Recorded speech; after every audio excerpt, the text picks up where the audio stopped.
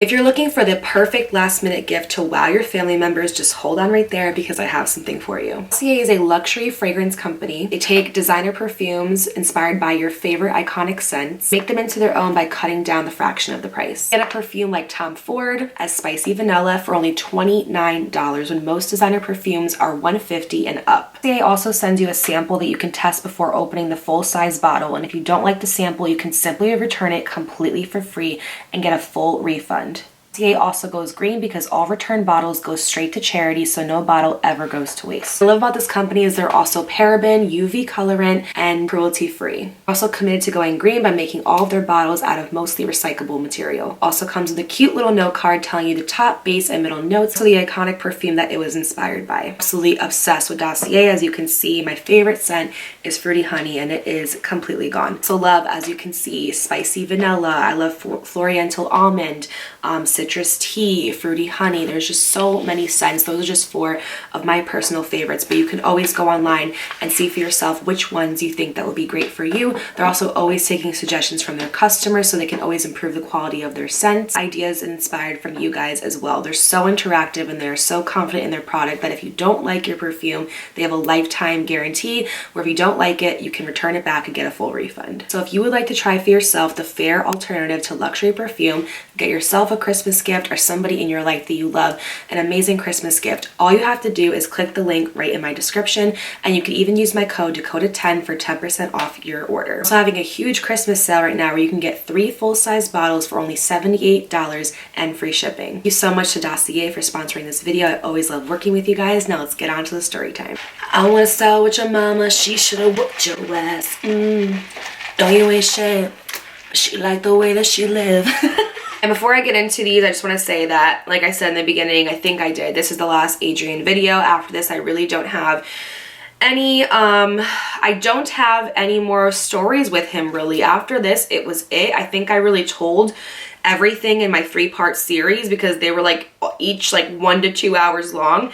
And I just want to say, and I'm going to try to say this without getting emotional, thank you guys so much for allowing me to share my story, to share my pain, my agony, my grief, and this very big piece of my heart with you in a way that has made me a different woman than who I was when I first sat down to start this series. It has been a roller coaster. I have cried, I have laughed, I have honestly just had the best time of my life making this series for you guys, and I'm sad to see it come to an end, but I'm also so happy to leave this part of my life officially in 2021 and just never really touch on it or talk about it again, and to be sitting here and saying that I am like 100% healed from this, and that if I did it, you can do it too, and that with these easy steps, you can really allow yourself to get out of this if you're in it.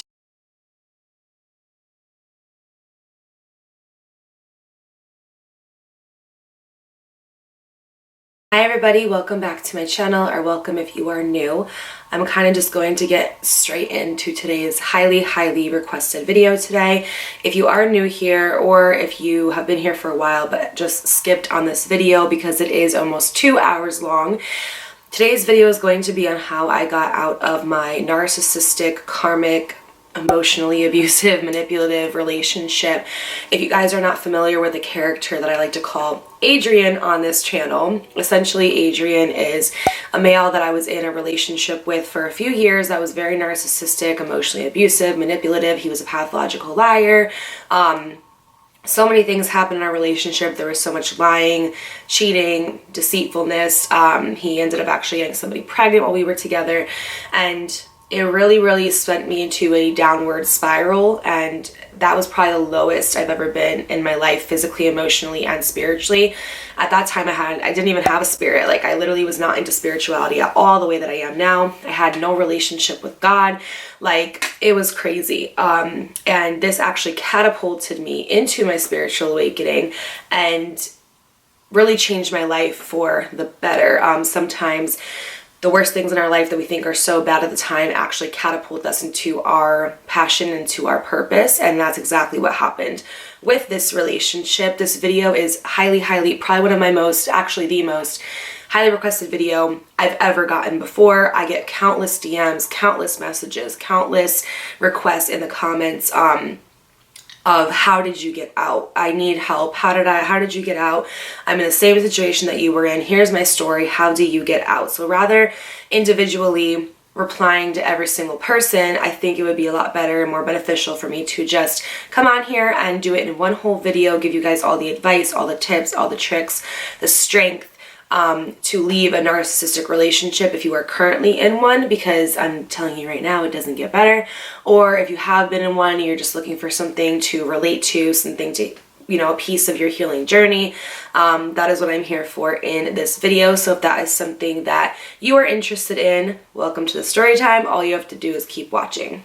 Hello stranger, it's been a minute since we last kicked it. And by the way, just got in town, and I won't let you. I want to start out and say that everybody's narcissistic relationship is different. Everybody's dynamics are completely different and severity. And I just want to start out by saying that mine and Adrian's relationship was a karmic relationship. For a long time, I thought Adrian was my twin flame, and then the more research I did and the more further along I was on my spiritual journey, I actually found out that he was a complete karmic. And if you don't know what a karmic relationship is, I'm just going to go ahead and read you the straight definition. That way you can see if it's relatable or not. You don't have to be in a karmic relationship to be in a narcissistic relationship. It's just I happen to be in both at the same time. So a karmic relationship by Google terms is a passionate relationship that is full of turbulence. Karmic relationships are related to karma in a sense because they are thought of as relationships that we need in our life in order to grow. These relationships often start in a whirlwind and can end as quickly as they start.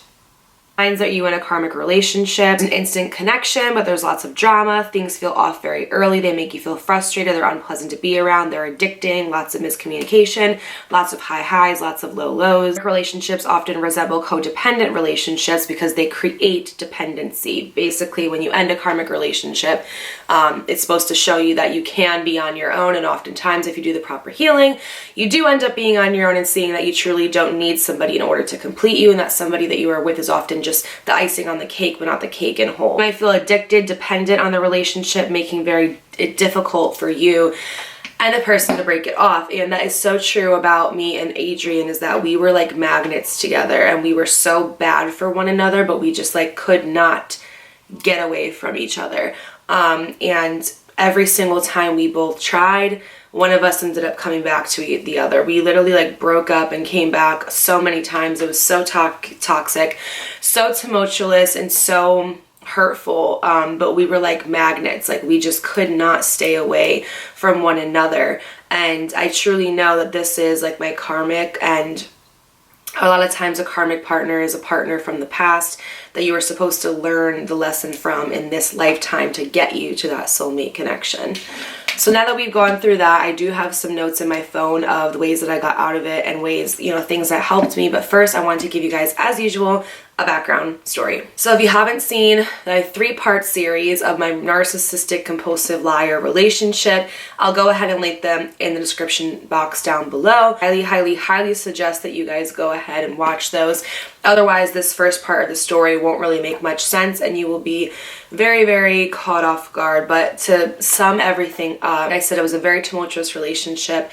There was a lot of cheating, a lot of lies, manipulation. We had moved in together. He was cheating on me with a minor from his job.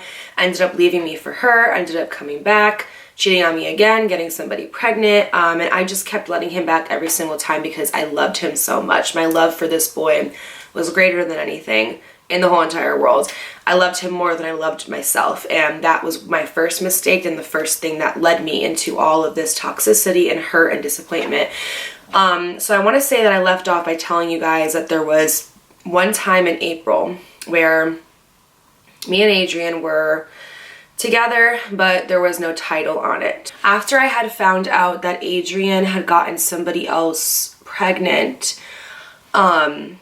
like I said, I told you guys we kind of had like one last night together, and after that we decided that things were going to end and that we just couldn't be with each other. It didn't work. It wasn't supposed to work. This was like this for a reason, etc.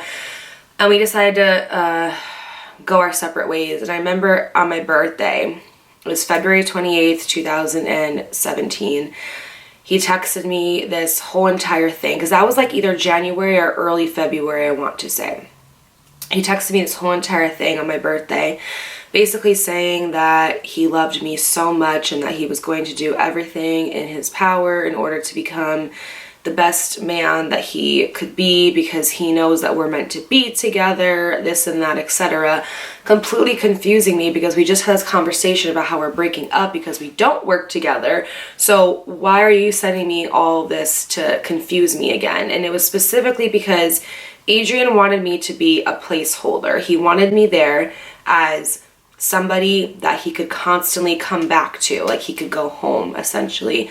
But he wanted to also do whatever he wanted and live a bachelor life, but he didn't want me moving on to anybody else. So he used the love and the compassion and empathy that I held for him in my life and in my heart to hold me there so I wouldn't move on to anybody else. Because with the narcissist, they have a supply of women that they specifically like. I like to often call narcissists, refer to them as vampires, right? They need blood in order to survive. With narcissists, they need supply. The supply is you, the human. And they always come back to their favorite supply. Like they will go to other people, but like that one person just hits different for them. And that's like their favorite supply. They just love to go back to no matter what. And I'm not bragging because it's horrible. It's not shit. It's toxic, but that happened to be me. So he didn't want his supply to run out. When your supply runs out of stock and something gets discontinued, you're heartbroken. So he didn't want me to run out of supply or to leave. So he was trying purposely to keep me there. Now I ended up finding out the same day that I went to New York with my mom to go see a play that Adrian actually was in another relationship. He was in a whole other relationship with another girl. I want to say maybe 2 or 3 weeks after we had ended things. And it's funny because when we had ended things, he had told me that he wasn't ready for a relationship, because I said to him, and yes, even after all the stuff that he did to me, I wanted to be with him still. I know. Don't know where my brain was at the time. Wasn't present, obviously, but I still wanted to be with him. But he told me, like, I'm just not ready right now. I have so much work I have to do on myself, and like, you know, you deserve better. Like, look at all the stuff I've done to you, X, Y, and Z. And so it's funny because he told me that he couldn't be in a relationship, but then 3 weeks later, you're with this girl. Makes no sense. So I basically texted him and was like, don't ever talk to me again. Like, I will not even be friends with you. Like, go do what you want to do. Like, I can't believe after everything you've done to me, like, you're still hurting me. Even when you're not with me, like, just leave me alone. Point blank period, just leave me out of the equation. I actually ended up getting into another relationship that didn't end up working out, but not because the person was bad, we just weren't compatible. And so we both had gotten into different relationships, and then I want to say around December, he ended up reaching out to me again. Adrian had this thing where he would like leave me alone for a few months, and then he would slide into my DMs, and then he would leave me alone for a few months, and he would try talking to me or just like try to find like little ways. It's like no matter how hard I tried to get rid of him, he just kept coming back, and I kept allowing him in. Of course, I have the power and we're always in control to stop these things from happening, but we don't always have the strength to do so. So it was December and it was around Christmas. I remember specifically I was making Aubrey's teachers gifts for Christmas. I was making them these cute little like reindeer mason jars that had brownies in them. Like, it was so adorable. I remember he was like, oh, like, I'll come and I'll help you. And I was like, okay, sure. Knowing damn well what I was doing. I'm not stupid. I knew what was gonna happen. At that time, I was still so in love with this kid that I couldn't, having him in my life in some capacity, even if that meant a friends with benefits, even if that meant just being a friend, was better than not having him in my life at all. And I know that that's toxic, and trust me, I've done a lot of self-inner work and reflecting to realize that, but at that time I did not realize that at all. I just wanted him in my life to some capacity because he felt good to me. He felt just magnetic. I also had a very toxic soul tie to him, as well as a karmic relationship, and he was a narcissist, so he did things to make me feel like every time we broke up it was my fault, and I truly believed that. So there was just a lot of things that happened that made me realize that the way that I was back then is just not the way that I am now. It's been 9 months since I'd seen him, and we didn't talk at all, and I made all this progress to truly try and just move on from him, and it all went down the toilet the second that I saw him. It's like I could not ever control my feelings when I saw him because I loved him so much. So he ended up helping me with the projects. He ended up staying the night, and that turned into him coming over pretty often, about 2 to 3 times a week. I did not allow him to see Aubrey again because I didn't want her to get attached to this person when she had not seen him in a long time and kind of forgot about him in a sense. I did not want to have him come around her unless he was going to be a constant. So the only times that I would allow for him to come over would be if Aubrey was spending the night at a family member's house, or if she was completely asleep and then he'd have to leave like 6 o'clock in the morning. Like, I was not playing games. Those were the rules. I got to a point where there was just so much back and forth, and I got to a point where I had to talk to myself and say, you know, Dakota, that you want a serious relationship. You know that you want to settle down, have kids, build a family, get married, build a future. We have a new outfit. I'm highly aware of that. I don't want to talk about it. Grab your iced coffee, grab your drink, your snack, your notepad, your inhaler, anything you need to get you through this video, because it's been a whirlwind. But let's get back into it. I believe where I left off was I was talking about how I was kind of sitting and taking some time back in order to evaluate the relationship, and I just basically saw that this relationship was not adding to my life and it was taking away. And I briefly talked about in my, I believe it was my first or second video of the series, of the Adrian series of my narcissistic relationship.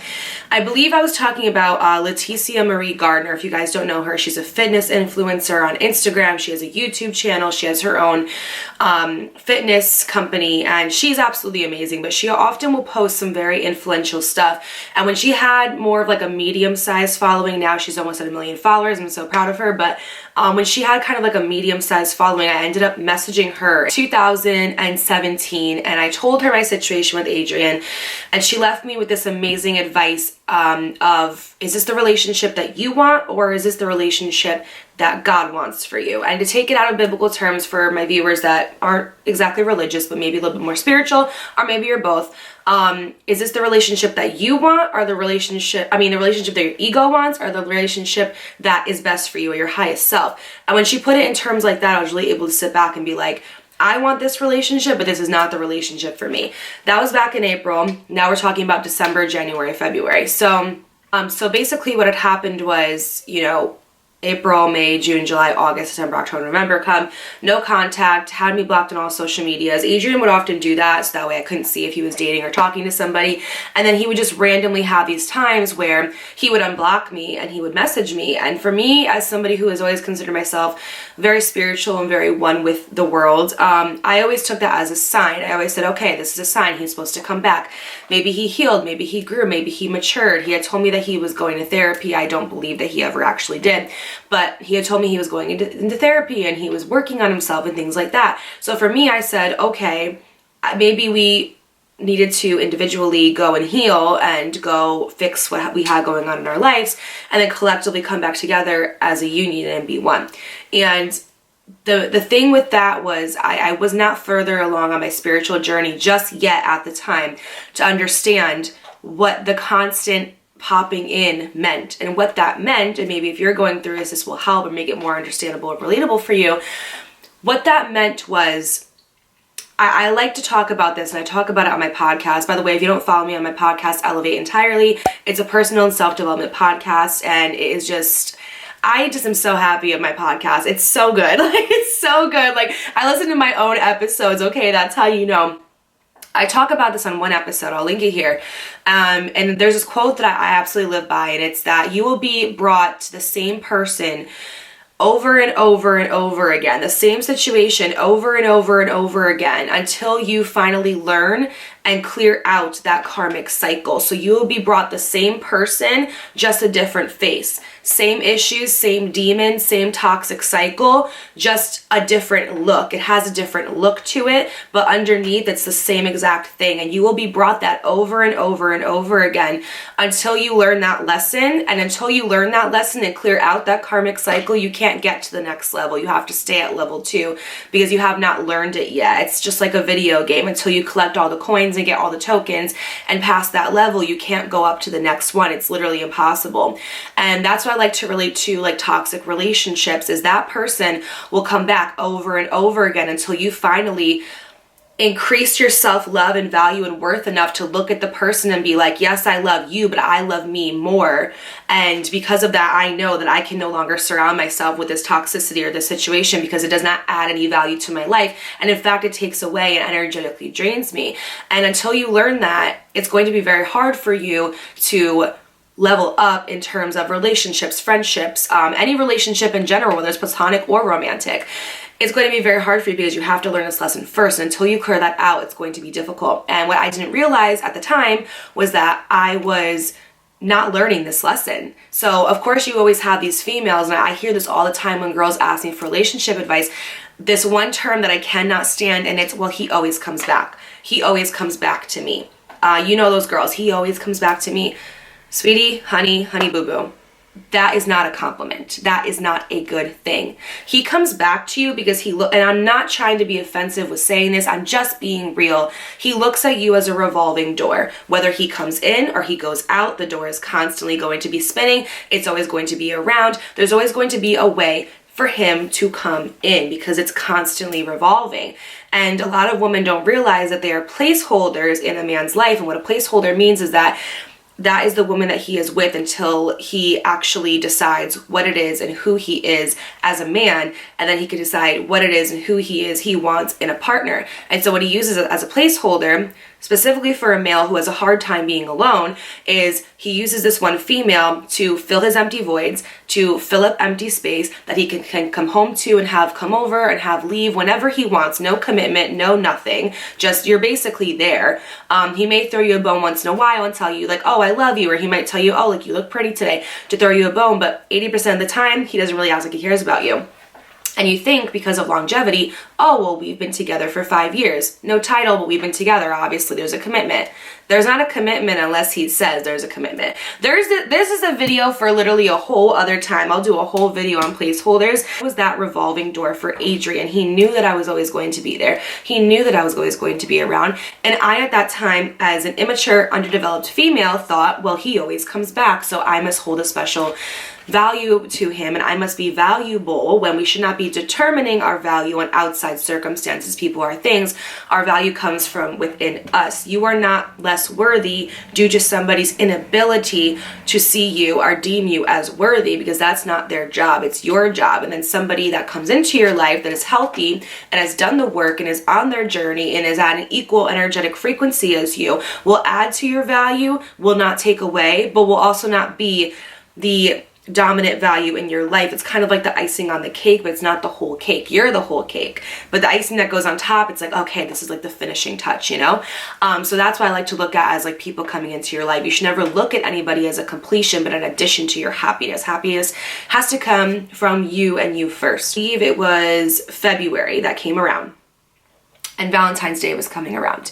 And me and him from December to February were just kind of hooking up on and off. There was no real commitment. It was just like this and that. Of course, we'd say I love you. We call each other babe and things like that. And so in my mind, I was like, okay, I think that we're working to get somewhere. And like I said, I only had Adrian come over when it was a day that my daughter was not in the home. I did not want to bring her around again until I knew that he was going to be a constant in my life. What happened is Valentine's Day came around, and I remember this day so specifically. My daughter was supposed to go to my father's house for the night. He had the day off and he was going to take her to spend time with her. And he said to me, hey, I'm really sorry, but I'm not going to be able to take Aubrey tonight. I really don't feel good. And this was not anything that was normal. Like, my dad never is sick, ever. And if he is sick, he toughs it out, you know? So I was kind of concerned, and 2 days prior to that, I had a dream that my dad got diagnosed with cancer. So a couple days go by, and oh no, I'm sorry, I told him, you know what, don't worry about it, like, it's okay, it's okay. I will take her home, you don't have to worry about it, it's fine. In hindsight, what actually happened was my dad had gotten the news that my grandmother, who's unfortunately passed now, was diagnosed with stage 4 colon cancer, and that's why he felt sick, because he found out his mother wasn't basically going to be here for much longer, but he didn't want to tell me that just yet. He wanted to wait a little bit and, you know, kind of process his feelings and then reveal the news to me. So I ended up taking Aubrey home that day, and I ended up texting Adrian, just being like, hey, you know, I'm sorry, but Aubrey's coming. I said, you can still come if you want, but like, it has to be when she's asleep. Like, I don't really want her around you at this moment because I don't know really what's going on with us. And he said, okay, no problem, I'll just come later. But it wasn't like we were spending Valentine's Day together because he wanted to be with me or because he loved me and he wanted just to be with somebody that he loved and share that special, intimate moment with me. It was basically like, hey, you know, if you want to cook something and I'll bring over some drinks and we can hang out and watch movies. It was basically like, I'm coming over to be physically intimate with you and keep you in this loophole and keep you in this revolving door without ever giving you a commitment. And I knew because 2 years prior to that, we had such a great Valentine's Day. It was the first day that I ever had a boyfriend for Valentine's Day. And we had such a great day. And I compared that to this year, and I was like, this is 2 different planets, 2 different atmospheres. Like, here's Pluto, here's like Mars, like we're completely apart. And I don't know what it was. Maybe it was because I take things as a sign, and I took it, the fact that my dad said he couldn't have her, as a sign. Or I don't know if maybe in that moment I just got a strike of self-worth. I don't know. I couldn't tell you. But I put my daughter to bed, and I was kind of just sitting there, and I was like thinking about, like I said, the relationship and how it didn't add anything to my life and how it took away, and how I was constantly tired of being in this revolving door. And what I basically sat there and said was, if this man loved me, if this man truly valued me, if this man saw me as a potential wife, a potential mother figure, like he always says, and if he valued me at the level that he always says, because words and actions are very different things, but when they coincide, you know, that's who you get as a personality. I said he would have come in this time saying, hey, I'm so sorry I hurt you. I'm so sorry for what we've been through. I've taken the time to heal, learn, grow, and change. And I really want to show you that I could be a new person. And you've been constantly on my mind. And I want us to get back together, but like stronger. I want to give you a commitment. I want to do this and that. I want to show you. But instead he came back, and I just let him into my body without any like forefronting consequences. Like, I just let him come back, and we were physically intimate. And that was basically all the relationship was, even though we were telling each other we loved you, we were talking about future plans. In a narcissist's mind, they just say those things to get you to still latch on to them, because they're not ready to just have one supply. They want to have multiple supplies. But their favorite supply, they always want around, always to be that revolving door. So I kind of sat there and was like, this man doesn't want me. This man had so many chances to come in and swoop me off my feet and treat me as the princess that I am. And he hasn't. The way that he comes back every single time, the way that I allow him to come back every single time, and the way it ends every single time. This is like a bad story that the writers keep writing and trying to think of a different end, but they can't. And I literally had to sit there and be like, oh, I don't want this. I don't want to live like this anymore. I don't want to be with somebody like this. I love this man so much, and the thought of letting him go hurts more than the thought of him staying in my life and just being there, even if there's no commitment or not. But I am not going to go through the next 5 years like this. And that's the advice I always give to women who are either in a situation or are in an unhappy relationship, is I say this: if your life was to be the way it is right now for the next 5 years, Like if what you're going through right now with your situation, if your life were to be like this for the next 5 years, would you be happy? Would you want to get out of it? Would you feel like you're on the right path? The answer is always, if not 100% of the time, no, I wouldn't be. I'd be miserable. That's your answer right there. If you cannot picture the life that you're living right now with this person or the people you're surrounded with for the next 5+ years, why are you in it? Why are you waiting? Why are you wishing for a sign? Why are you wishing for somebody to come save you? Why are you wishing for something to happen to get you to leave? The thought of you wanting to leave is confirmation enough. And the more that you prolong what isn't for you, the longer you resist and keep away what is. All these new great things want to come into your life. Like, we are on this earth to experience joy, love, and happiness, and to embody that at 100%. But when we hold on to these people that keep us at such an energetically, vibrationally low frequency, there's no way that what wants to come for you is going to come in, because you're resisting it by staying and prolonging the inevitable that you should not be with this person anymore. And that this relationship has reached its expiration date, it's come, it's gone, and now it's done. It's like bad meat that sits in the fucking fridge for like 5 years. Imagine, like, that fridge is gonna be full of toxic chemicals, right? I realized that I was not getting anywhere with my life because I was holding on to this person. There's no way that I could move forward when I was holding on to this person. So I evaluated everything, weighed out my pros and cons, and I was like, you know what? I'm finally gonna do it. I'm going to cut Adrian off. And this is the last time. There's no comebacks. There's no I'm sorries. There's no I'll change. Wait for me. And I knew the perfect way to get out of the relationship was to ask him for a relationship. And I know you guys are going to think I'm crazy, but this is what I did. I knew that Adrian had commitment phobia.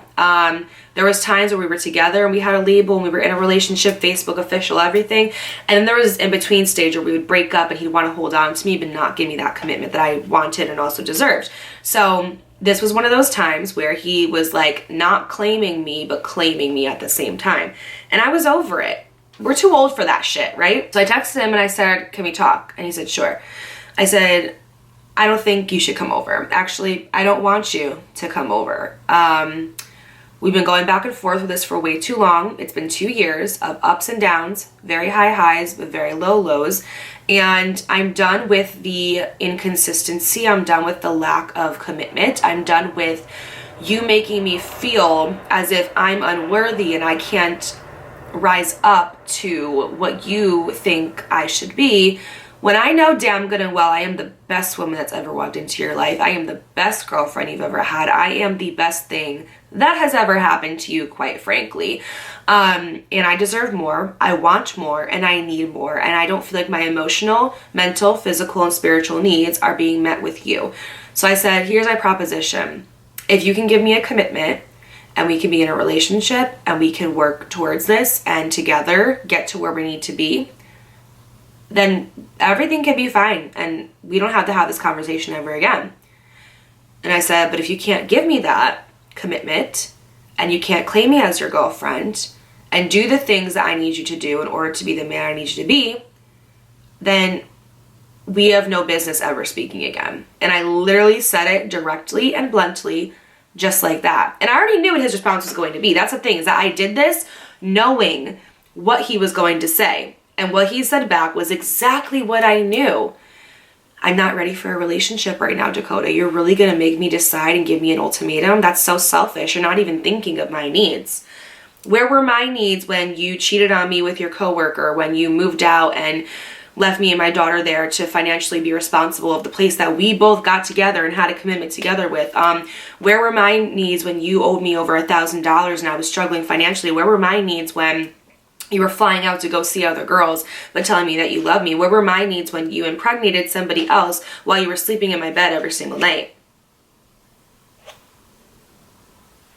Oh, okay. Quite frankly, I don't give a fuck about your needs right now because you never cared about mine. And I've been spending the past 2 years emotionally worried about you and taking on your emotional needs and wants and worrying about your stability and your happiness that I completely fucking drained mine. So to be honest, I don't care about your needs right now. I don't care about your wants right now. I'm telling you, this little back and forth game, it's not gonna work for me anymore.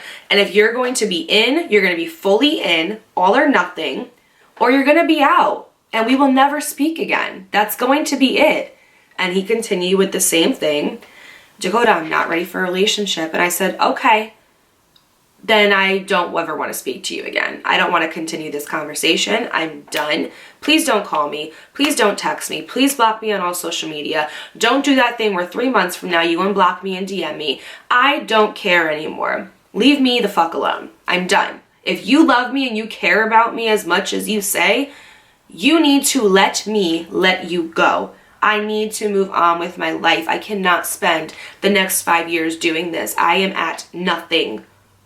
Like, I am in shambles right now. I'm disintegrating every single day. And he said, okay, and that he loves me and wishes me the best, and then immediately blocked me on social media.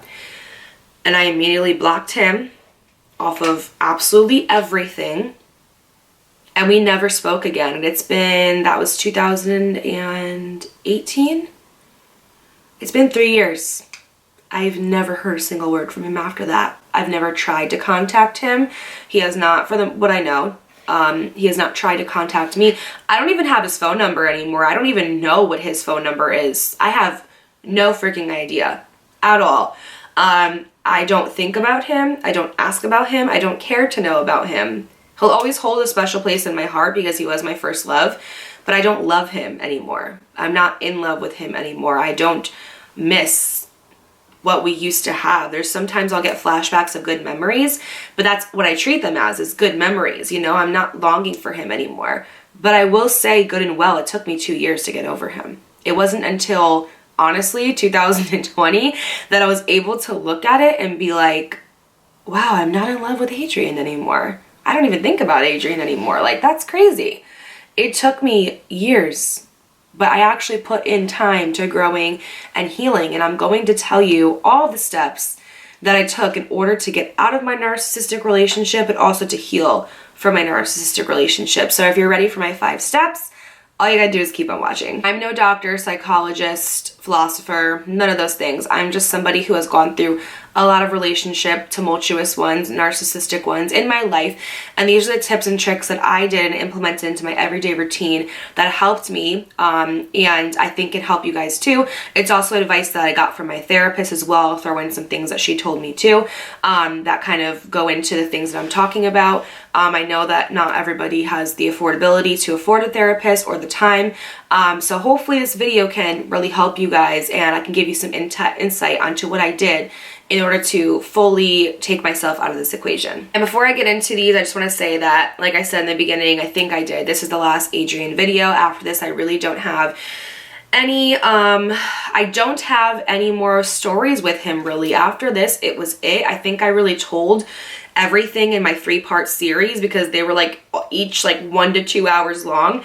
And I just want to say, and I'm going to try to say this without getting emotional, thank you guys so much for allowing me to share my story, to share my pain, my agony, my grief, and this very big piece of my heart with you in a way that has made me a different woman than who I was when I first sat down to start this series. It has been a roller coaster. I have cried, I have laughed, I have honestly just had the best time of my life making this series for you guys, and I'm sad to see it come to an end, but I'm also so happy to leave this part of my life officially in 2021 and just never really touch on it or talk about it again, and to be sitting here and saying that I am like 100% healed from this, and that if I did it, you can do it too, and that with these easy steps, you can really allow yourself to get out of this if you're in it. I said earlier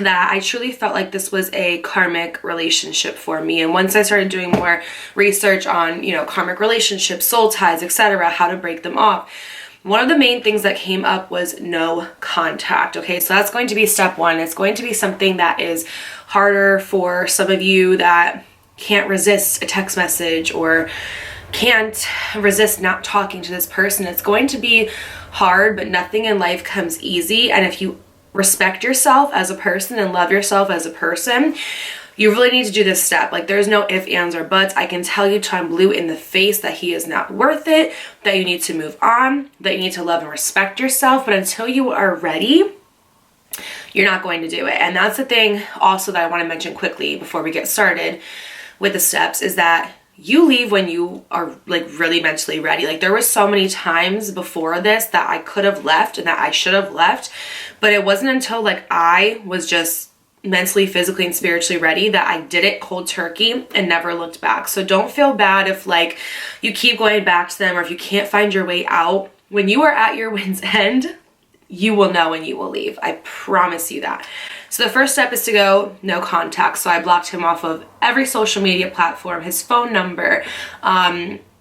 I completely just told everybody around me, I said, I don't want to talk about Adrian anymore. I don't want to hear what he's doing. I request that if you guys know what he's doing, or if you still follow him, or whatever the case may be, it's your choice. Do not tell me. I don't want to know if he's talking to somebody. I don't want to know what he's doing career-wise. I don't want to know if he got a new girlfriend. Like, I don't want to know. Why every time I film, the garbage truck has to come?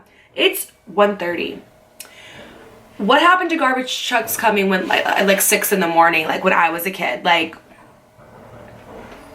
I don't understand. Also got rid of anything in my house at all that reminded me of him. So any gifts that he gave to me, any pieces of furniture that he had, anything at all that just reminded me of him, I completely got rid of. And this is so symbolic because the garbage truck is literally here right now taking out the trash. Talk about synchronicity. I'm such a believer that material objects hold energetic frequency, and sure, you can take them and sage them and cleanse them and things like that, right? But like, if you have something in your home that reminds you of that person, you're going to look at it and constantly think about them. And I even had to do this with places too. Like, Buffalo Wild Wings was like our spot. I didn't eat Buffalo Wild Wings for 2 years. I'm not over exaggerating. It's my favorite restaurant. I love that place. Like, I didn't eat that shit for 2 years. I didn't go places that reminded me of him. I didn't go to the town that he lives in. I almost said the name. I didn't go to the town that he lives in, which is actually my hometown where I grew up. I didn't go there for a long time, months, probably like 6 months. I wanted nothing to remind me of him. I like to think of you, because this is what happens when you let yourself go from a narcissist, right? You go no contact, you get rid of all the things, you start to withdraw. Your brain chemically is so used to energetically being with this person and receiving that dopamine kick and receiving that like love, even though it's not really love, from them, that when that person is taken out of your life, that was such a constant toxic thing, you literally have withdrawals. I literally compare it to an alcoholic being addicted to alcohol. That first couple of weeks when they don't have that alcohol anymore in their system, they go through withdrawals. They get shakes, they get, scared, they are so sad, they get depressed. Like, there's things that happen and they're called the withdrawal period, the withdrawal symptoms. So your body is literally going to be withdrawing this person, and you're going to want to go and run back so many times. You're going to want to text them, you're going to want to call them, you're going to want to ask for them back because it's pain, I just can't take it. But I promise you, it gets better in the long haul. You have to sacrifice your temporary wants for your beneficial and higher needs in the future. Like, right now, this is temporary, but as soon as you start feeling better about letting this person go, your life is going to change, but you are going to have to go through a little bit of that pain. I'm not going to sugarcoat it for you guys. It sucks. I cried. I felt like I was dying. I was depressed. I wanted to reach out to him so many times, but I had to keep reminding myself of my why, which kind of leads me to my next segue, is you have to find your why. You have to literally get a list and write down every single horrible thing this person has ever done to you. I tell my friends this all the time, and you guys, it freaking works, okay? I've gotten so many people out of toxic relationships, like, it's not even funny. Get a list of paper, as long as you want it to be, and write down every single solitary bad thing this person's ever done to you. Everything, okay? And when you go to text them or want to text them or talk to them or miss them or think about like the sex, because honestly, usually the physical connection is really good, and that's often kind of what keeps us there. When you think about all of these things that you just want to do, you take out your list and you read, and you're like, oh yeah, yep, they did this, yep, Yep, they did that. Okay. And then you start to read it and then think to yourself, like, girl, have some self-respect. You don't need new clothes. You don't need a new wig. You don't need eyelash extensions. You need boundaries. Okay? You need boundaries, and you need them now because, honey, child, this does is it keeps you accountable, but also you want to write down your why. Why am I doing this? I'm going no contact because I know I deserve better. I'm going no contact because my boyfriend is keeping me from my husband. I'm going no contact because I know that this is best for my kids. I'm going no contact because I'm a generational chain curse breaker and I don't want to go through the same codependency mechanisms that all of the women are males. If you're a guy, I have guys that watch these videos too, have gone through in my life.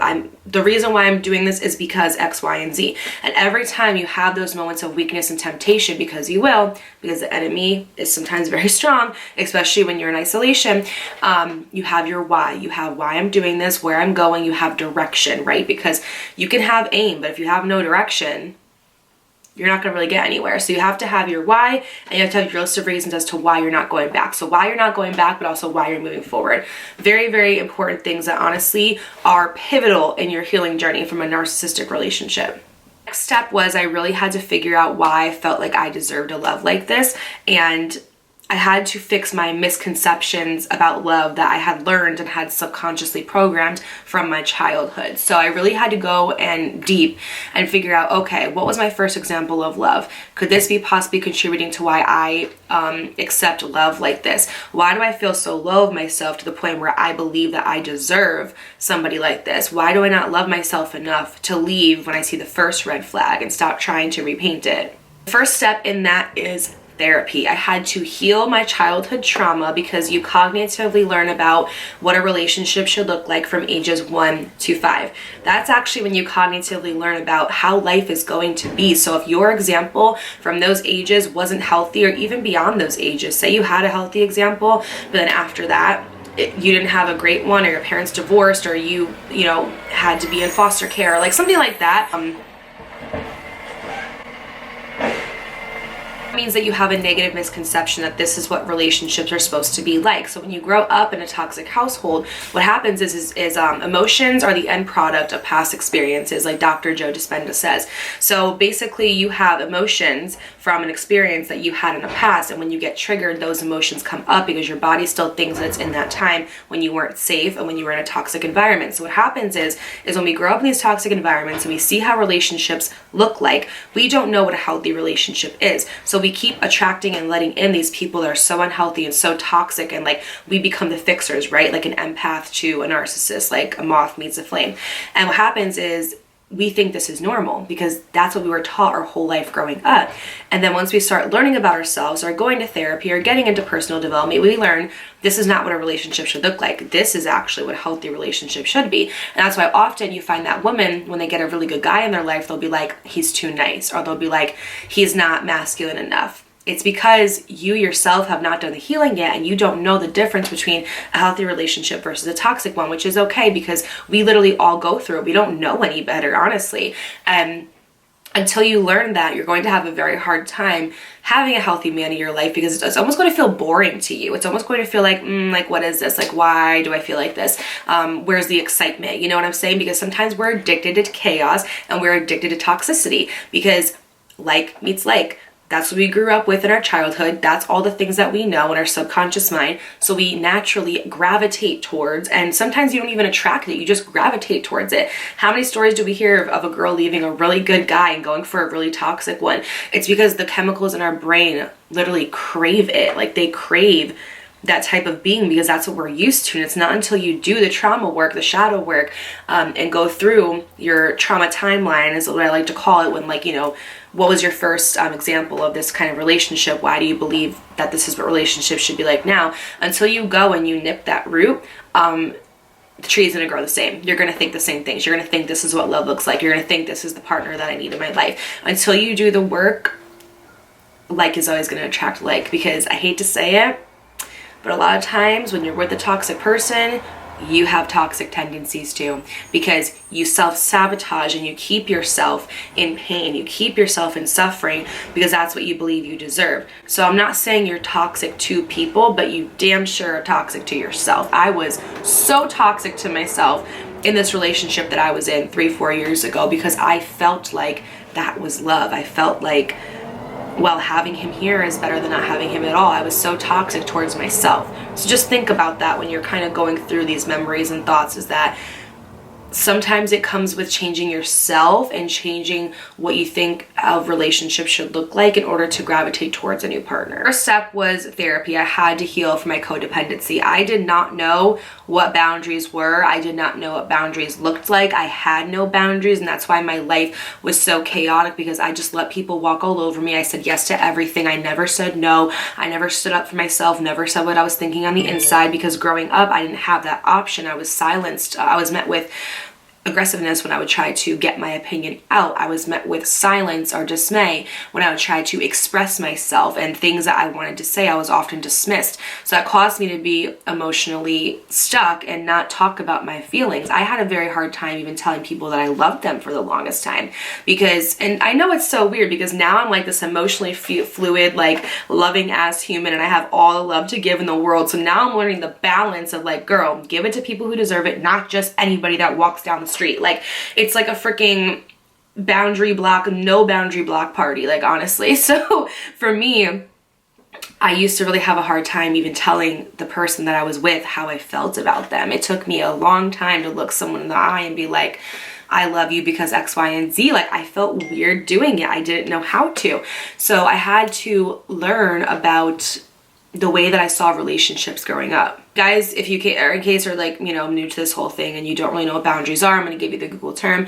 Boundaries are guidelines, rules, or limits a person creates to identify reasonable, safe, or permissible ways for other people to treat them, and how they will respond when somebody crosses those limits. So I had none. I didn't love myself enough to establish boundaries. I also wasn't taught as a kid how to establish boundaries. I was too busy loving and overcompensating for everyone for years that I completely forgot about me. And also another reason why I never set boundaries or even abided by them, because it's one thing to set a boundary, right? But you have to abide by it. If you set a boundary but you don't actually follow through with it, what good is it? It's just sitting there. It's empty space. It's an empty vessel. I didn't set boundaries out of fear of abandonment. I had a deep abandonment mood within me because growing up, my dad was in my life sometimes, but out of it other times. And it caused me to have this like abandonment wound. And basically I wouldn't set boundaries because in my head I said, if I set this boundary, or if I tell them how I feel, or if I give them an ultimatum, they're going to leave. And what does them leave mean to me? It means that I'm alone. It means that I'm unsafe. It means that I'm incapable. And this is not true, but this is what I thought was true, because growing up, that's what it was. People not being there for me when I needed them meant that I wasn't safe. People not being there for me when I needed them in my life meant that I was abandoned. But as an adult, I am safe. I am okay. I'm not abandoned. I have me. I have my daughter. I have my house. Like, I didn't know this because, like I said, emotions are the end product of an experience. So my body was triggered and went back to when I was a kid, to when abandonment and the unknown was a scary thing. And I was telling myself this story about if people abandon you or if they leave you, that means that you're incomplete, but that's not true. You cannot control other people's actions. You can only control what you do. You can't control how somebody perceives you or how somebody treats you, but you respond to their inconsistency, or your respond to their disrespect, is a level of self-awareness within yourself. And that's something that I had to learn growing up as an adult, that if somebody abandons me or somebody leaves me, doesn't mean that I'm not safe. It doesn't mean that it's scary. It doesn't mean that it's horrible. It just means that my value is not placed on someone's inability to see my worth or to not see my worth, because happiness needs to come within me first. I feel like I am like freaking your Joe Dispenza right now because I'm spitting some fucking facts. The biggest thing I learned about abandonment and boundaries is this. This is something I kind of came up with myself. You don't set boundaries because you have a fear of abandonment, that if somebody leaves you, that means that you're going to be alone, you're going to be abandoned, right? But if you don't set boundaries, respect yourself, and abide by those boundaries, you're abandoning yourself. If you don't listen to what you need to do in order to respect yourself, and you put your self-respect on the back burner in order to fill up somebody else's cup or fill up somebody else's life. It's like you're watering yourself down so that they can grow. You're abandoning yourself at the end of the day. I'd rather someone else abandon me than me abandon myself, period. The one that broke you cannot heal you. From childhood trauma and abandonment issues, we keep people in our lives even when we know hurting us, just so we don't have to be alone.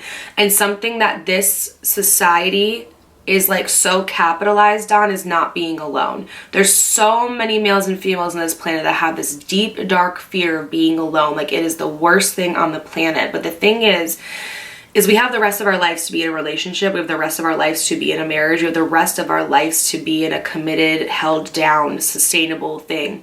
We don't have all the time in the world to be single. And when you're single and you're alone and you have this time to only focus on you and water you and plant your seeds that are going to come into fruition later on, you learn so damn much about yourself. Lessons that you don't learn in a relationship.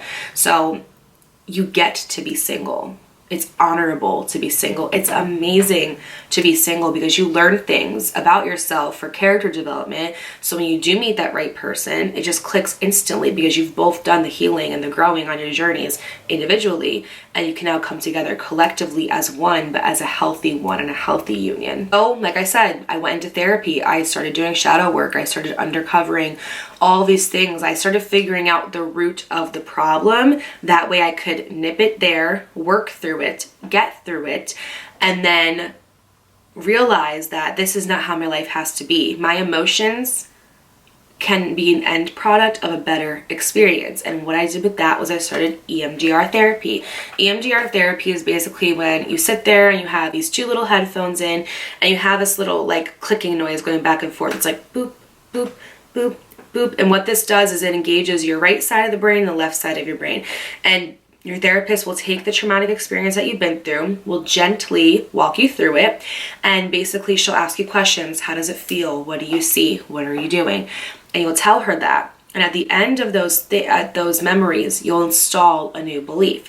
So say one of my memories was abandonment.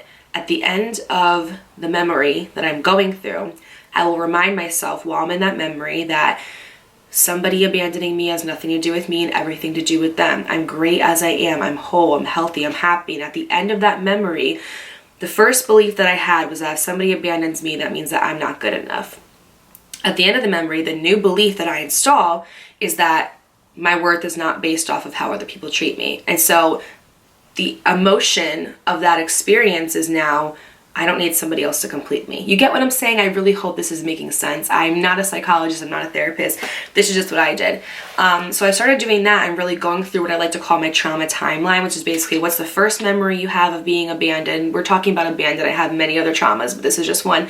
How can we nip that in the bud, and how can we install a new belief? That way when you look back on it from an outsider, older perspective, a more grown and mature perspective, you can look at it and say, I did feel abandoned in that time, but I don't feel that way now because I'm whole and complete by myself. I don't need somebody else to make me feel complete. And being alone is not a bad thing. Also got deep into my spirituality. My breakup with Adrian is what catapulted me into my spirituality. I didn't know what a crystal was, a salt lamp, Palo Santo, Florida water, cards, candles, like incense. I had sage. I had no idea what any of these things were. And my therapist was actually the one that kind of got me a little bit into it because she's very spiritual and I learned a lot from her. I went to my first crystal shop. I picked out the crystals that really stuck out to me, which were like amethyst, rose quartz, clear quartz, things that are the properties of anxiety and healing. I had a lot of anxiety from this relationship. I picked out sage and I cleansed my whole entire house. I got all that negative energy from him out of there. I energetically got rid of all the items in my house that made me think of him. And I got this new, fresh, clean slate that meant that I got to now create my life and do whatever I wanted with it. I could fill my apartment with new things because guess what? It's just my opinion because I'm the only one besides my daughter that lives here. I can now do my hair however I want because it's how I want to do it. I could do my makeup how I want because it's how I want to do it. So instead of thinking about all the things that you're missing with this person not being there and how much you miss them, think of all the things you get to do now, because you know when you're in a relationship with a narcissist, it's their way or the highway, and oftentimes they try to tear down what we look like or what we wear, things like that. now you get to do whatever the fuck you want. And that is so goddamn liberating. I really started to get into meditation, because meditation is what calms the mind down and allows you to get those clear and concise answers that you need. I started using my crystals. I would carry them with me. If I was feeling anxious, I would hold like my amethyst and it would make me feel a lot calmer. I started doing a lot of chakra work. I found out my heart chakra was like way overactive. My solar plexus and sacral were really blocked. That's creativity and things like that. If you've been through like any type of sexual trauma, a lot of times those are blocked too. So I started becoming very like emotionally fluid. In Avatar: The Last Airbender, the master explains this so perfectly. He says that when you are looking at a stream and a river, it flows, right? It flows all straight. But suddenly, if there's a rock in the middle of the river, it has to either go around it or go above it, but it can't go through it. So a lot of times we have these energetic blocks and the river's trying to go around, but it can't. So you have to open it up. That way the river flows frequently and fluidly. The river is your emotions. So when you're emotionally blocked, sometimes you'll have a hard time like manifesting things or bringing new things into your life because you're too blocked to do so. So I started really doing that, and I felt so much better. I felt like I could actually, like, when I was driving, I would literally like see a tree and be like, oh my God, there's like a yellow flower on that tree. Or I'd walk by like, it sounds so cliche, but I walk by like a thing of roses that actually smell the roses. Like I would see the colors in the sky and be like, oh my God, wow, the sky is really beautiful today. Like starting to appreciate the little things, but I had the time to notice them because I wasn't so conjured into this toxic relationship. I had the time and the energy to look at something and call it beautiful because I actually had a clear state of mind. I wasn't thinking about what he was doing, who he was cheating on me with, who he was texting. Like it's so liberating when you don't have to worry about a toxic person anymore. It's the best feeling in the whole entire world. Now, step 3, and one of the most important steps that's going to trigger a lot of people, is I took accountability. I took accountability for my part in the relationship that was toxic, which was abandoning myself by constantly letting him back in, by constantly being that revolving door. You're not responsible for what people do to you, but you are responsible for how you respond and what you decide to do with what is in front of you and moving forward from that. Like that quote, we'll go to asking for the signs if you're not going to listen to them, right? I had so many red flags, so many signs that this person was toxic, a liar, emotionally abusive,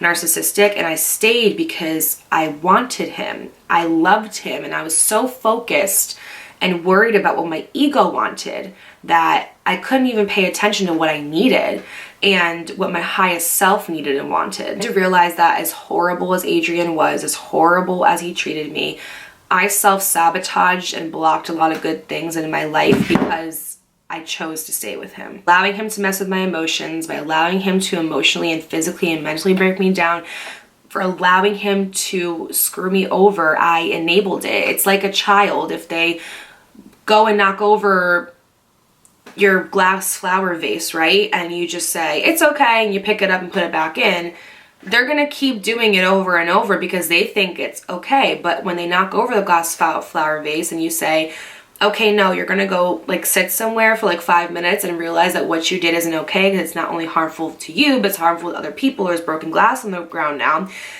They think, then they learn the consequence, you know? But I wasn't, and it's not my job to teach somebody that essentially, but it is my job to teach somebody how to treat me. It's not my job to teach somebody how to treat other people, but for me personally, it kind of is. Always going to be your biggest advocate. And I learned that when I had kids, is that you have to teach people how to treat you.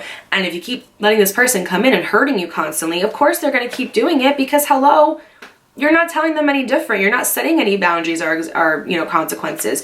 So essentially, yeah, the first time letting him back in, that was a mistake. I should, letting him back in. But I do believe people deserve second chances. So letting him back in, that was a mistake. But my second, third, and fourth time letting him back in, that was a choice. I was choosing to stay in pain because I didn't want him to leave me. I had to take accountability as to how I caused my own pain, allowing him to stay. It's like you knew what you were doing when you did it. You did it at the expense of my pain. He continues to make these horrible choices at the expense of my pain. But I continued to let him back in, and that was a choice. People will show you who they are the first time, and you better believe them. When you see a red flag, Stop trying to paint it another color. Painted all the damn colors that you want, but when the rain comes and washes it away, it's still red underneath. They can make all the promises to you in the world. Oh, I'll go to therapy. Oh, I'll change. I won't do this anymore. I won't hit you anymore. I won't tell you that you're ugly anymore. I won't tell you that you're not shit anymore. That lasts for what? 2 weeks, because they paint their flag blue. But then when the rain comes and washes it away and their real self comes out again, because they haven't done the work, it's still red. How you see somebody now is how you see them, and how you're going to continue to see them for years to come. They're not going to change. They're just not. It takes a lot of accountability. It takes a lot of willpower and self-realization that they need help. And a lot of times with narcissists, it takes a long time for them to realize that. It is not an overnight thing. And it's a personality trait. You can't treat it with like medication, you know, like you have to actually go through extensive therapy. And narcissists are so worried about their self-image and about what people think about them. Going to therapy? No, because they're not wrong.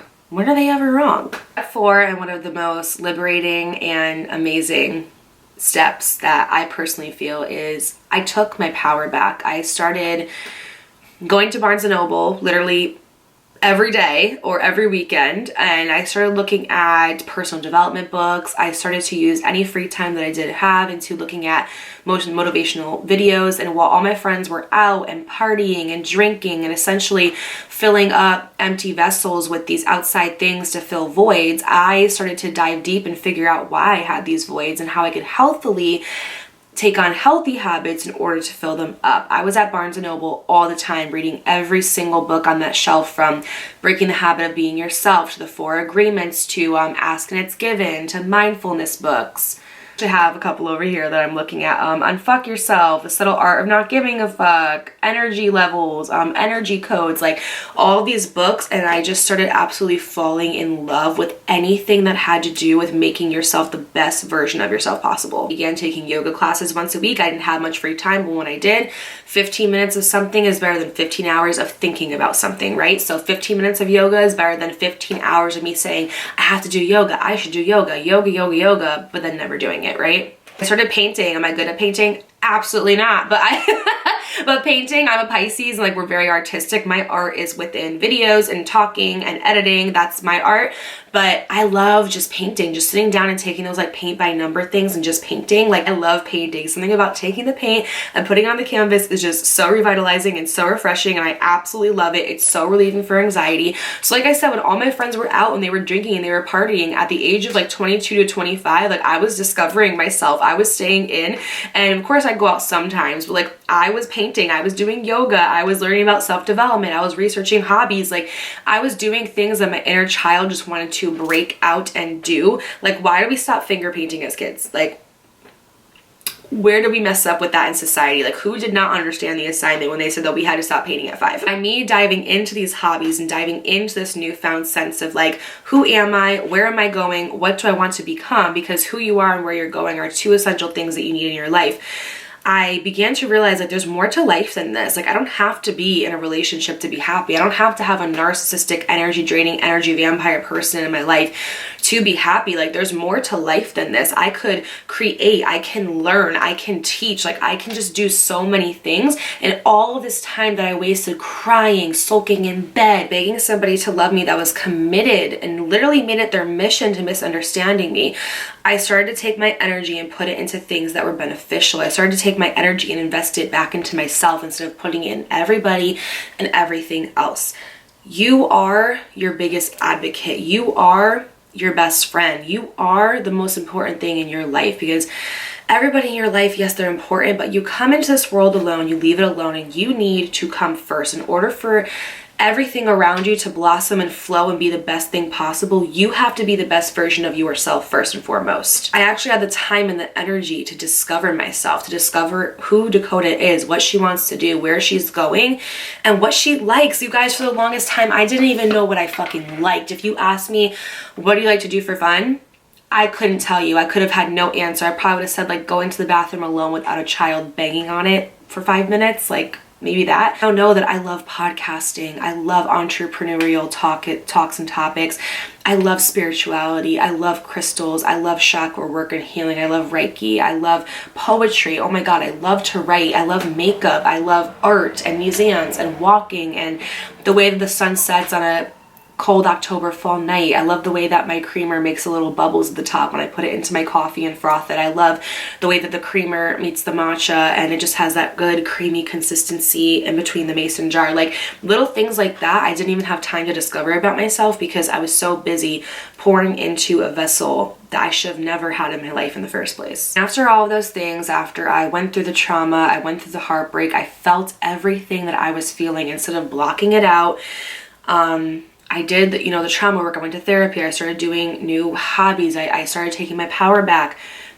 The last step was I had to release and I had to forgive myself. I had to forgive myself because for so long I was so hard on myself, saying things like, why did I stay for so long? Why didn't I love myself? I had to go back to like that early 20s Dakota and be like, girl, just hold on because it gets so much better. Just hold on because you're going to do magnificent things. And I know that right now you may be in a toxic relationship and you may be depressed and you have anxiety and you have undiagnosed OCD and you have like things going on and you think that you're not going to make it. Just hold on a little tighter because you are going to grow one day into this beautiful woman who has a platform and a community of 14, almost 15,000 people that you can share your story to and become an example of how you can take your life from here and you can go here and you can make it better and you can change, but that it starts with you. So like hold on because it just gets better. You just have to want it to get better. So I really released and forgave myself for putting up with this mistreatment, for putting up with the lies, the manipulation, the narcissism, the mental abuse. I had to forgive myself for staying where I had outgrown. To get rid of anything that reminded me of him. I had to stop thinking about him. I had to stop following his friends on social media to see what he was doing. I had to stop telling myself the same story. I had to stop saying that I suck at love, that I suck at relationships, because guess what? You have thousands of thoughts a day, okay? And if all of those thoughts are negative and you look at your life and you see it's negative, it's because your outside life is a direct reflection of what your internal thoughts are. So for 27 years, you tell yourself that you're not pretty, you're not good enough, you suck at love, you suck at relationships, you're bad at math, you don't have a green thumb, that you're a procrastinator, that you're late to everything. You're gonna be all those things. But if every day you start to switch the narrative, right? Imagine for 27 years you tell yourself these things and that's what you are, you embody it, right? Imagine you switch the narrative to a more positive one. I'm beautiful. I always show up on time. I take my work seriously. So productive with work. You're never procrastinating or behind on anything. You wake up every day with gratitude in your heart and compassion, and you have a fit body and you're healthy. When you change the narrative and you tell yourself these things, your external world begins to change as well. And your world will look a whole lot different because you're changing the story. You can't keep rereading or rewriting the same chapter and expecting a different ending. But you can go back and you can revise a few things. You can change out some of the characters. You can add a plot twist, or better yet, make yourself the main character and just watch your outer world completely shift. Because if you want a change or a shift, your internal state has to change and shift first, because your external environment is a direct correlation onto what's going on internally. And when your internal environment changes, your external does as well. Along with getting rid of things that made me think of him and saging my house and cleansing it and, like cleansing myself too. I mean, you don't have to do these things, but like I started taking like spiritual baths every week, and like I put like Himalayan salt in it and Florida water. I started putting those things in the bath and just like soaking, and just, it's proven that Himalayan salt can literally get like negative energy out of your body. I would sage my house once a week, and even like myself, just to get rid of that negative energy and those negative thoughts that I had. I also did a cord cutting session, which what that essentially is if you have like an energetic soul tie with somebody, which I'll do a whole separate video on. But it basically means like your souls are tied together, but in like a toxic way. Like it's not a good way. And I had a soul tie with Adrian. So I had to go onto YouTube and look up a guided cord cutting like meditation. And I had to listen to it for a few times for it to actually work. And you literally energetically picture yourself and this person having like this wire, this cord between you, and you cutting it. And it essentially energetically frees you from that person, because that's what you want to do. You can't heal until you distance yourself from what hurt you. So if you're keeping yourself, talking to this person, even though you know that they did you wrong and did you dirty, and you're trying to get over them, specifically a narcissist, when you keep talking with them and engaging with them and thinking about them and keeping up with what they're doing, you are literally hindering your own growth and your own healing. And you have to cut that cord. You have to distance yourself from what's hurting you in order to get to where you need to be. You can't stay friends with a narcissist. Like, it just doesn't work.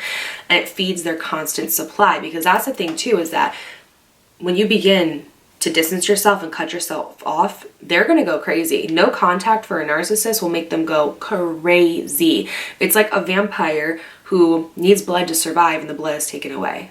As well as you are having withdrawal symptoms, they are having withdrawal symptoms.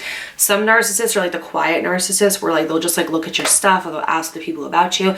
But some of them, like, they will try to email you, they'll try to call you, they'll try to show up to your house. Those are like the overreactive and angry narcissists. And you have to do everything within your power to keep them away. That's why, like I said, in those moments of weakness, look at your why. Look at your notepad of reasons why you don't want them back in your life. Because if they're knocking at your door with roses and flowers and I'm sorry and like a boombox playing Let Me Hold You by Bow Wow, like, because they just love bombing is a thing, okay? But they're not doing these things because they actually love you. They're doing these things because they don't know who they are without you. As much as the narcissist wants to make you think that you don't know who you are without them, it's actually them not knowing who they are without you, because we're all projecting in this world, right? So a narcissist, when they are with somebody in a relationship, they like to beat them down and make them think that they're not anything without them, because they actually need validation. They need somebody to want them. A narcissist is the most insecure person in the whole entire world. Think of, if you're thinking about like a man, like a small child in a grown man's body just screaming to get out. A small child in a grown man's body who was never loved properly, never cared for, never given attention, and therefore they manifested this personality trait. That's what a narcissist is. So everything that a narcissist makes you feel is actually what they feel about themselves, but they can't deal with that and sit in that. So they project it onto other people to make them feel like that, to validate themselves. I hope that makes sense. With the cord cutting and the releasing and getting rid of things and completely just dissolving my life with him, I was able to start to begin my journey of like officially moving on and not looking back at this relationship and being like, like I missed it, I want it back. But to look back and say, I'll always cherish the good times, but I'll remember the bad times. And that's why I will never go back or allow myself to ever let somebody in who treats me this way. A great thing to do is I would write letters to him that never got sent. Like, I would literally write letters saying everything I felt, everything that I felt like I never said to him, everything that I felt like I had to get out, everything that I just was on my mind at the time. I would just let the pen literally take control of my hand. And then I would look at it, I would read it, and I would rip it up, or I would burn it. Please be safe with this. Don't burn your house down. It would be so releasing for me. I don't know who it is. Maybe it was Oprah. Somebody said that when you're angry at somebody, type them out an email or type them out a letter, but then like never send it. And that shit makes you feel so good. That's why I give such power to no contact, to blocking, to deleting, to literally having almost like a mental funeral for this person. Like you have to act like they just don't exist anymore, and that they're never going to be in your life again, because they aren't. And the more that you do that, the more that you will be able to finally move on. And it's funny because, like I said earlier, no matter what I would do, something with Adrian would always just be lingering and lingering. So when he had moved out, I decided to switch cable companies, and he was responsible for the last payment of this cable, right? I think I went from like Frontier to Xfinity or something, and he never paid it, but it wasn't my responsibility because the cable was not in my name. Everything was in my name, the utilities, the house, everything. The cable was his one responsibility. He never ended up paying that bill, but because I was an authorized user on the account, they would always call me. I wasn't responsible for it, but they would just always call me and tell me like, hey, we're looking for Adrian. Do you know of his whereabouts? Do you know his number? Do you know this and that? Like, he still hasn't paid the last bill. And it would be like once a year. They would always call me, or like every 6 months. No, it was like every 6 months they would always call me. And finally one day I was like, hi, I haven't had contact with him in years. I don't even know what his number is. I couldn't even tell you. But is there any way to get my name and my number off of this call list? Because it's just like, there's no need for it. And the woman was so kind and she said, absolutely, I'll take your name and your number off of this.